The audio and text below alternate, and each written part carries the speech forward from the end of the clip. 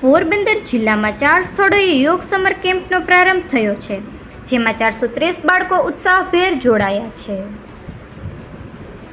વેકેશનનો સદુપયોગ થાય અને બાળકો મોબાઈલ મૂકી વિવિધ પ્રવૃત્તિ તરફ વળે તે માટે રાજ્યના યોગ બોર્ડ દ્વારા પોરબંદર સહિત રાજ્યમાં 200 સ્થળોએ સમર કેમ્પનું આયોજન કરવામાં આવ્યું છે, જેનો આજથી પ્રારંભ થયો છે. 10 દિવસના સમર કેમ્પમાં બાળકોને યોગ, પ્રાણાયામ અને જુદી જુદી દેશી રમતો રમાડવામાં આવશે.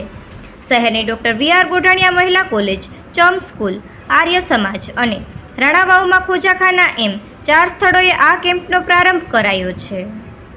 જેમાં ડૉક્ટર વી.આર. ગોઢાણીયા મહિલા કોલેજ ખાતે કેમ્પનું સંચાલન દાસા હર્ષા અર્જુનભાઈ, સહસંચાલક મનીષાબેન પંડિત અને ભાવનાબેન બાદરશાહી કરી રહ્યા છે. ગોઢાણીયા કોલેજ ખાતે શુભારંભ સમયે ડૉક્ટર સુરેશ ગાંધી, ડૉક્ટર વિરમભાઈ ગોઢાણીયા, જાણીતા કેળવણીકાર ઈશ્વરભાઈ ભરડા, રેડક્રોસ સંસ્થાના ચેરમેન લાખણસિંહભાઈ ગોરાણીયા, ડૉક્ટર કેતનભાઈ શાહ વગેરેની ઉપસ્થિતિમાં કેમ્પનો પ્રારંભ કરાયો હતો.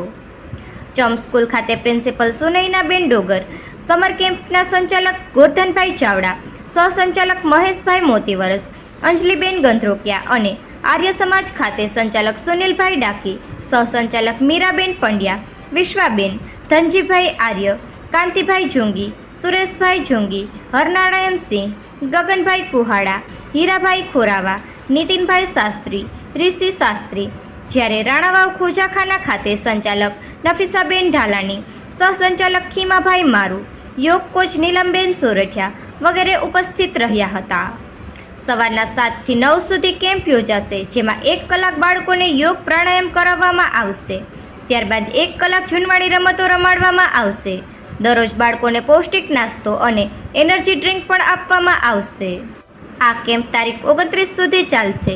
જિલ્લા યોગ કોઓર્ડિનેટર જીવાભાઈ ખુટીએ જણાવ્યું હતું કે બાળકો મોબાઈલ પાછળ વધારે સમય વ્યતીત કરે છે, તેથી મોબાઈલનો ઓછો ઉપયોગ કરે તે માટે આ આયોજન કરવામાં આવ્યું છે, જેમાં 430 બાળકો ઉત્સાહભેર જોડાયા છે.